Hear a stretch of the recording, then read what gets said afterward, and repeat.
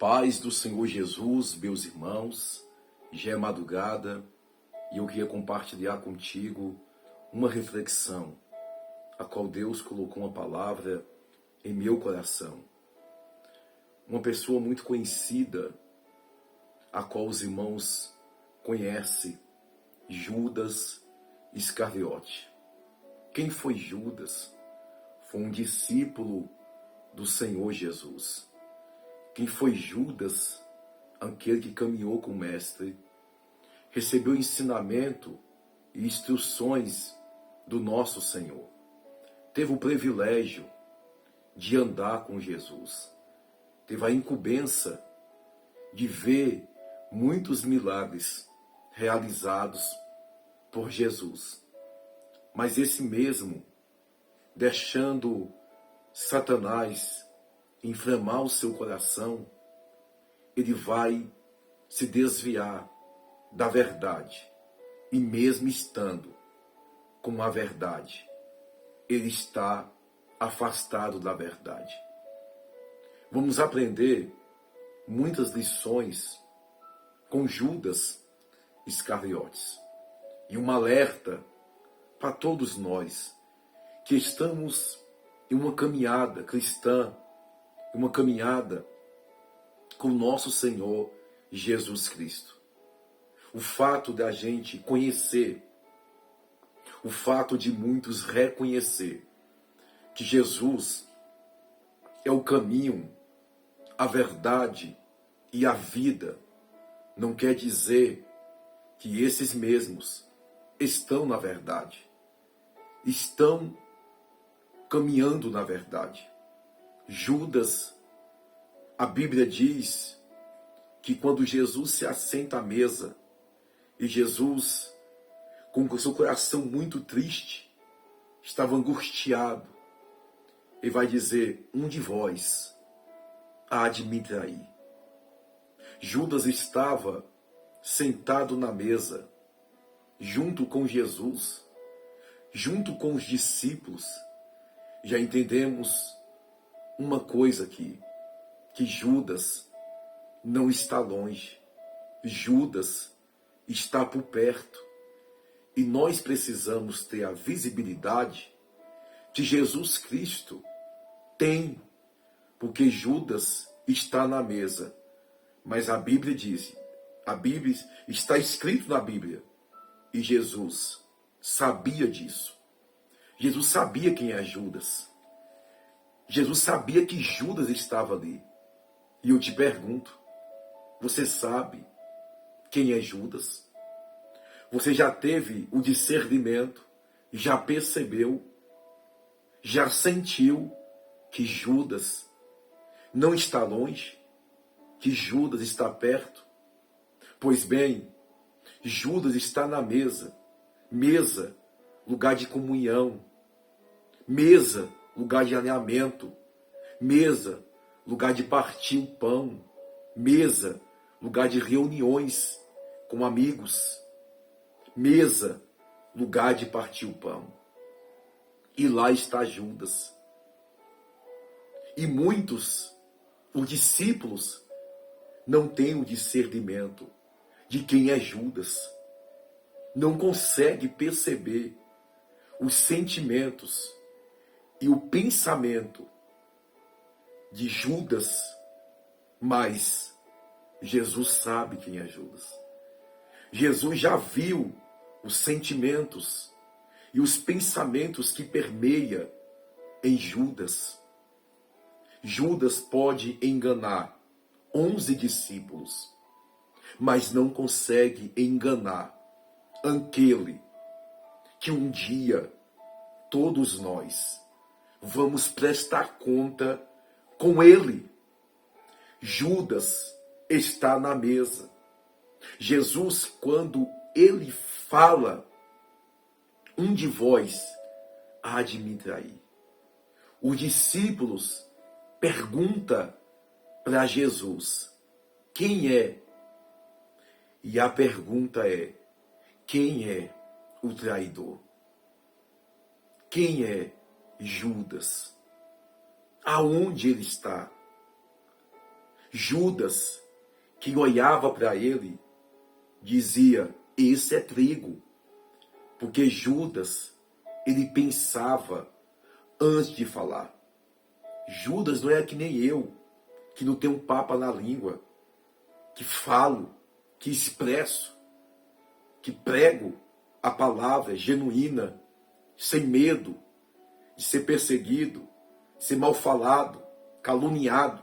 Judas é a tesoureiro, calculista, temperante, calmo, tranquilo. Olhava para ele, jamais desconfiava o que permeava no coração de Judas. Jamais alguém poderia.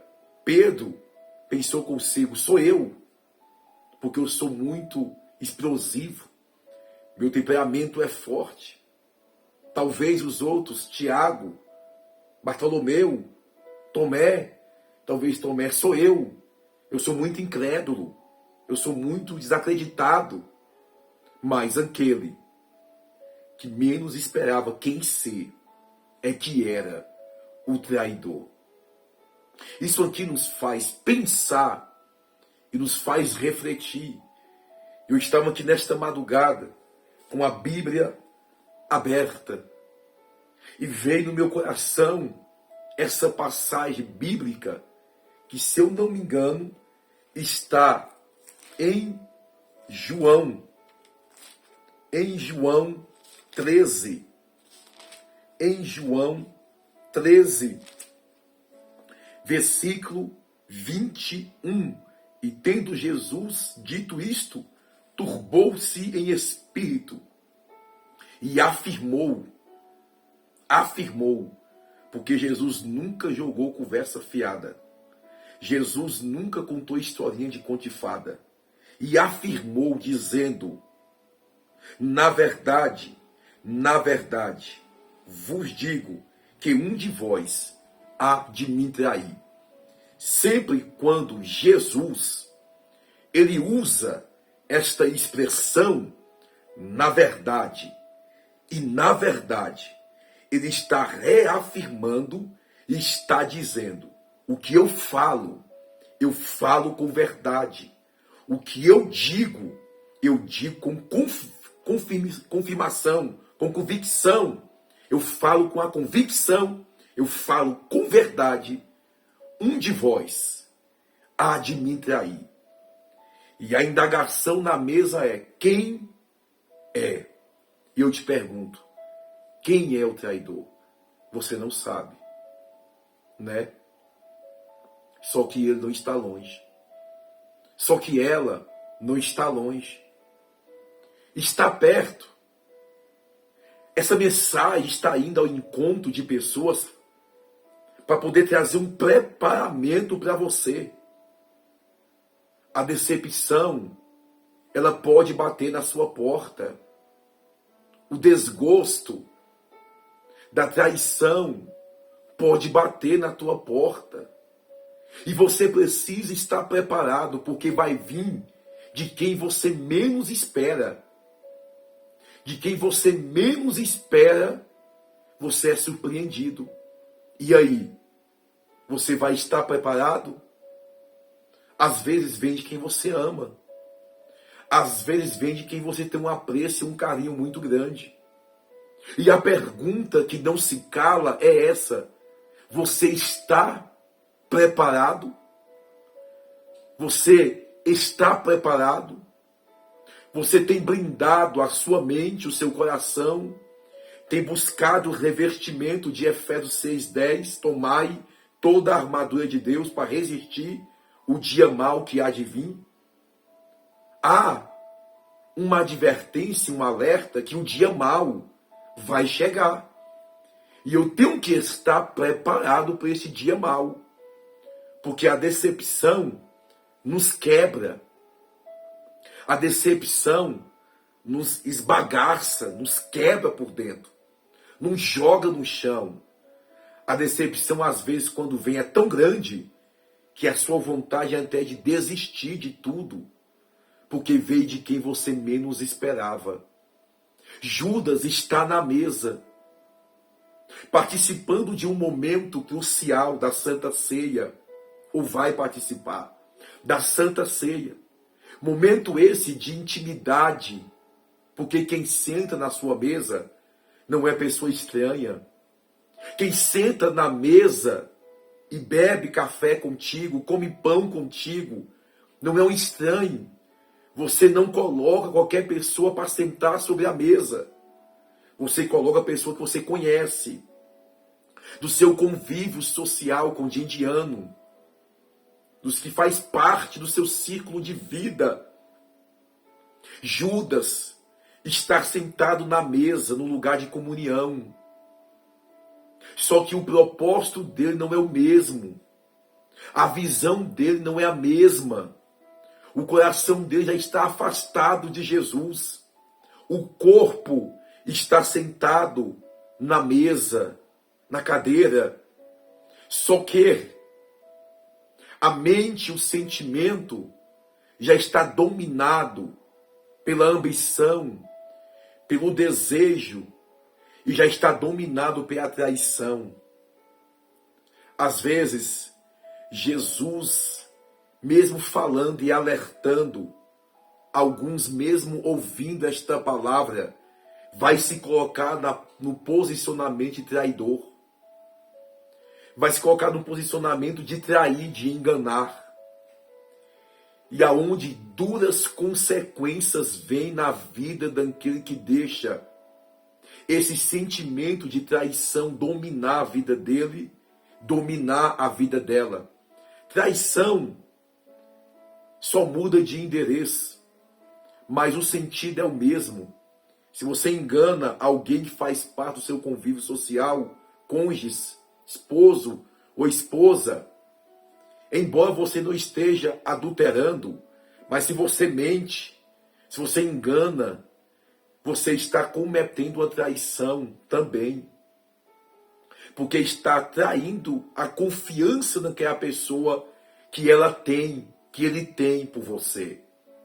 Então há de se analisar e de refletir e de pensar numa palavra como essa e em pensar quais as consequências de um traidor, o que ele carrega, o que ele vai colher. Judas está na mesa, mas já perdeu a visão há muito tempo. Judas está na mesa, mas o propósito, a visibilidade não é como de todos que estão ali sobre a mesa. E aqui nós começamos a entender quando Jesus fala aquele, se você contextualizar o versículo 21 todo do capítulo 13 de João, você vai ver, Evangelho de João, você vai ver que Jesus vai dizer, aquele em que botar a mão no bocado, no pão, esse vai ser o traidor.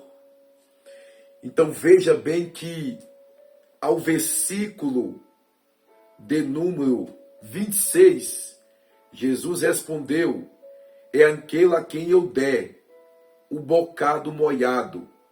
Molhado, o bocado deu a Judas Iscariotes. Jesus, quando ele molha e dá para Judas, o Senhor está dizendo para Judas nas estrelinhas, sabe o quê?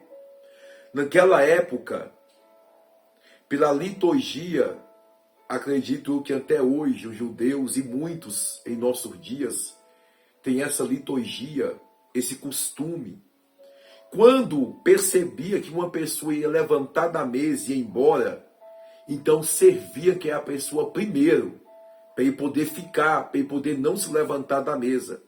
Quando Jesus pega o bocado, pega o pão, moia e dá para Judas, ele está dizendo, não vai, fica na mesa da comunhão, fica na mesa do partir do pão, fica na mesa da Santa Ceia, fica comigo aqui. É a Jesus dizendo para Judas, não vai. Eu já sei o que está no seu coração. Eu já sei o que se passa em sua mente. Não vai, não faça. Só que Judas já estava com a sua mente contaminada. Judas já estava com a sua mente cauterizada. A iniquidade já havia tomado de conta de todo o sentimento e da mente de Judas. Judas então pega aquele pão e põe na sua boca. E o diabo entrou pela boca de Judas. Você quer ver? Deixa eu ler para os irmãos. E após um bocado entrou nele. E após um bocado entrou nele Satanás. E disse, pois, Jesus: o que fazeis? Fazei depressa. E nenhum dos que estavam assentados na mesa compreendeu o que propósito disseram isto. Quem estava na mesa não estava entendendo. Mas quando Judas pega o bocado, pega o pão e põe na boca, que é a linguagem do texto, a Bíblia diz que Satanás entra nele. Quando Satanás entra em Judas, Jesus diz, vai e faz depressa. Ou seja, Satanás não fica aonde Jesus está. Satanás não fica na mesa que Jesus está. O ambiente em que Jesus está, o diabo tem que sair. O diabo não pode ficar. Pastor, eu estou sofrendo grandes retaliações de Satanás no meu lar, na minha casa, na minha vida. Entenda, não aceite. Se você é um cristão, serve a Deus e entende que Jesus está na sua casa, o diabo tem que bater em retirada. Porque o diabo não fica aonde Jesus está. Ele levanta e vai e vende Jesus. Os sacerdotes, que fazia parte do sistema político da época, vendeu Jesus por 30 moedas de prata. Triste realidade é que muitos em nossos dias odiernos, em nossos dias atuais, têm vendido Jesus por muito menos. Tem vendido Jesus por muito menos. Muitos têm vendido o corpo de Cristo, têm vendido o rebanho para o sistema político. Muitos sumos sacerdotes que está alinhado com a política, não vou generalizar, porque ainda tem homens compromissados com a palavra e com o evangelho, de caráter e de bom testemunho. Mas tem muitos que têm vendido teu ministério, teu rebanho, porque tem visto o rebanho como clientes, como autopromoção, como fonte lucrativa, e tem vendido. E muitos falam, a minha igreja, o voto é para você. Em troca, recebe algumas migalhas, recebe algumas moedas, e estão vendendo o rebanho de Cristo, que não foi comprado por coisas corruptas como ouro e prata, como está escrito em 1 Pedro, mas nós fomos comprados pelo precioso sangue derramado lá na cruz, sangue carmesim. Não fomos comprados por coisas corruptas, mas fomos comprados pelo sangue de Jesus. Não fomos comprados por coisas corruptas como o ouro e como a prata, mas nós fomos comprados pelo precioso sangue de Jesus. Há de se refletir e há de se pensar, sim, quantos sacerdotes, quantos pastores têm feito aliança com o sistema político para receber mixarias, para receber migalhas, que hoje recebe e amanhã não tem mais nada. Escute, Judas vendeu o seu próprio ministério que ele tinha com Jesus. Ele vendeu Jesus. Ele vendeu os discípulos que estavam com Jesus. porque ele fazia parte dos 12. Ele traiu não foi só a confiança de Jesus, mas ele traiu também a confiança dos discípulos e de todos que um dia acreditou no ministério de Judas, a qual um cargo que ele tinha de confiança, tesoureiro, cuidava da bolsa que ficava o dinheiro recardado, a qual Jesus, na sua obra missionária com os discípulos, ele carregava o dinheiro. Esse mesmo Judas, ele vende Jesus por migalhas. Ele fala, aquele que eu beijar no rosto dele, e aquele que eu abraçar. Ele chegou que Jesus beijou no rosto dele. Entenda uma coisa, quando ele beijou Jesus, Jesus falou amigo, porque Jesus, o caráter de Jesus, e Jesus não muda, pelo que causa a ele não muda o caráter dele, ele não muda o que ele é, porque alguém está o traindo e enganando. Ou seja, Jesus não é ofendido pelo mau caráter de Judas, Jesus não é ofendido pela traição de Judas. Jesus, se ele é amigo, ele é amigo. Jesus, se ele é o que ele é.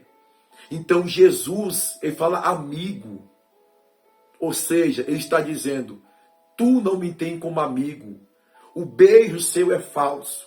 A sua amizade é falsa. Mas a minha amizade contigo, Judas, é verdadeira. A minha amizade contigo, Judas, não é falsa, é verdadeira. Tem muitos Judas que te beija, que te abraça, e o sentimento é de falsidade, o sentimento é de inveja, o sentimento é de estar te entregando à morte. Mas entenda uma coisa, irmãos, Judas, ele beija Jesus, e isso mexe com o sentimento hoje de muito ser humano. Por quê? Porque a coisa mais fácil é um ser humano cair hoje, porque muitos querem ser bajulado. Então muitos preferem o beijo de Judas, o abraço de Judas, do que uma repreensão, do que uma exortação. Quando se exorta alguém, essa pessoa às vezes não te tem como amigo. E às vezes mesmo você no erro, se alguém te abraça, te beija e vem te bajular, você tem essa pessoa como amigo. E na verdade, amigo é aquele que te exorta e que te repreende quando você está no caminho errado. Judas está beijando, Judas está abraçando, mas não é com sinceridade. Então fique atento, porque em nossa caminhada vai surgir muitos Judas, que vai dar tapinha nas costas, que vai tentar te bajular, só para poder tentar te jogar na lama. Mas entenda uma coisa, tudo o que Judas está fazendo, ele está encaminhando ou está colocando Jesus na rota do cumprimento do propósito.